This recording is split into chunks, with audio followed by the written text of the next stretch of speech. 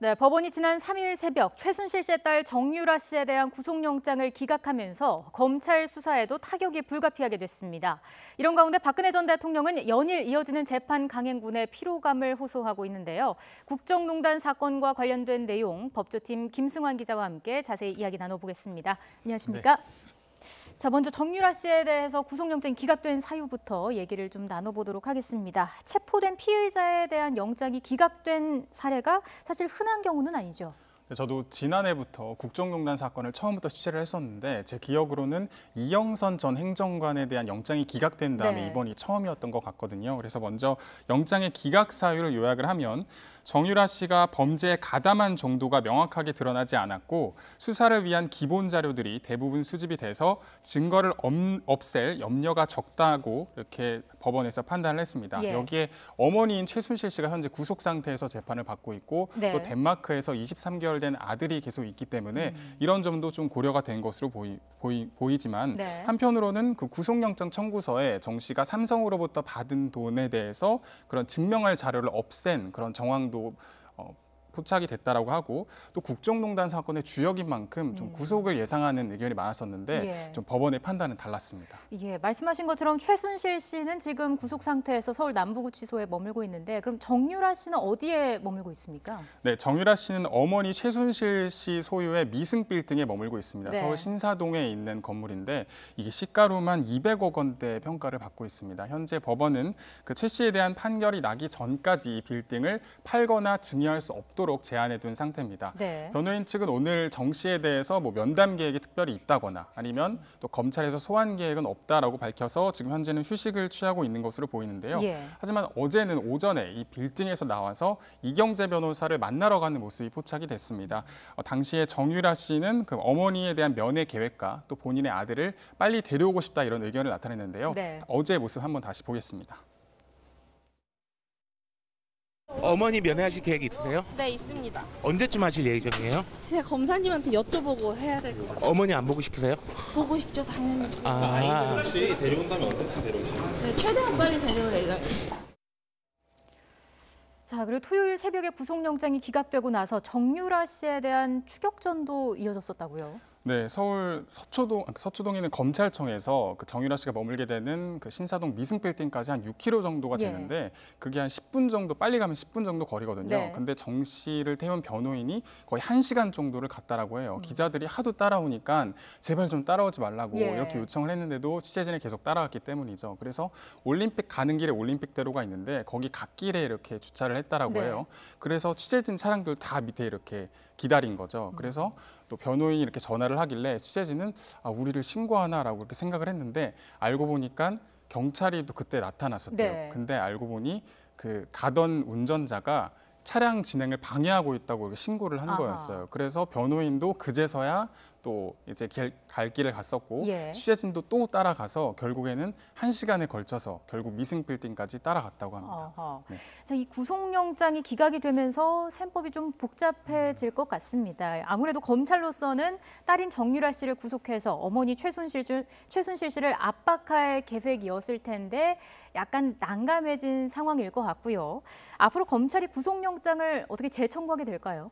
네, 검찰은 정 씨에 대한 그 혐의가 충분히 소명이 됐고 또 계속 귀국을 거부해서 강제로도 왔기 때문에 이런 부분에 대해서 구속이 될 거라고 생각을 했거든요. 하지만 법원은 검찰이 적시한 그 정 씨의 범죄 사실이 어머니가 한 거지 그 정유라 씨가 어떻게 가담했다라는 것이 명확하게 입증이 되지 않았다고 이렇게 판단을 했습니다. 그래서 이번 주에 다시 정유라 씨를 불러서 조사할 것으로 보이고요. 하지만 아직까지는 영장 재청구 여부에 대해서는 결정된 게 없다는 입장입니다. 수사의 진행 상황 등을 종합적으로 봐서 결정할 예정인데 아무래도 기존 혐의 가운데 정 씨가 어떻게 연루된 것이냐에 대해서 좀 더 면밀하게 분석을 한 다음에 영장 재청구에 대해서 결정할 것으로 보입니다. 그럼 여기에 맞서는 정유라 씨 측의 전략은 어떻게 될까요? 네, 정유라 씨 측의 전략을 한마디로 말하면 난 몰라요 이렇게 말할 수가 있습니다. 그래서 공항 입국부터 검찰 조사 그리고 취재진과 만나면서도 항상 말하는 게 저는 아는 게 없어요 이렇게 말을 하거든요. 심지어는 본인이 학교에 가고 싶지도 않았고 또 어머니가 가라고 해서 했었고 예. 또 뭐 삼성의 승마 지원 같은 경우에도 본인이 뭐 그냥 삼성이 지원하는 승마 선수 중에 한 명이었다라고만 정도만 알고 있었다고 말을 했기 때문에 계속 본인은 몰랐다라고 말을 할 것 같고요. 네. 또 변호인 측에서도 아마 검찰의 영장 재청구에 대비해서 불구속 수사의 중요성을 계속 강조할 것으로 보이고요. 네. 또 국민적 비난의 대상은 될 수가 있지만 형사처벌을 위한 그 혐의 적용은 어렵다는 점을 계속 주장할 것으로 보입니다. 이경재 변호사의 말을 직접 들어보겠습니다. 정유라 개인 본인에게는 형사상 특별히 책임지울 만한 그런 점을 찾기 어렵지 않는가 하는 것이 저희 변호인단의 판단입니다. 자, 실제로 아까 말씀해 주신 것처럼 입국할 때 그 기자회견을 통해서 난 몰라요, 뭐 엄마 핑계 이런 전략이 어느 정도 통했다라는 분석도 나오고 있습니다. 검찰로서는 상당히 난감할 수밖에 없을 것 같습니다. 자, 이번엔 박근혜 전 대통령의 재판 이야기로 좀 넘어가 보겠습니다. 재판이 거의 매일 열려서 박 전 대통령이 상당한 피로감을 호소하고 있다고요. 저희가 흔히 생각하기에는 재판이 굉장히 집중도가 있게 예. 될 거라고 생각을 하는데 재판이 뭐 밤새 이뤄지다 보니까 취재진도 조는 경우가 많고요. 심지어는 판사님들도 졸고 계십니다. 그래요. 그렇기 네. 때문에 박근혜 전 대통령도 굉장히 피로감을 많이 호소하는데 의원 시절에 비행기에 탔을 때도 의자에 기대지 않고 이렇게 꼿꼿하게 앉아 있었던 모습이 화제가 됐는데 예. 박 전 대통령은 지난주에 있었던 그 재판에서는 밤새 재판이 이어지니까 이렇게 20분 동안 졸기도 하고 또 이렇게 졸음을 이렇게 떨쳐내기 위해서 이렇게 목 운동을 하기도 예. 하고 그런 모습도 볼 수가 있었고요. 또 다른 국정농단 피고인들도 마찬가지입니다. 김기춘 전 실장은 그 재판에 앉아 있어야 하는데 거의 누워 있다시피 할 정도로 굉장히 피로감을 많이 호소하고 있고요.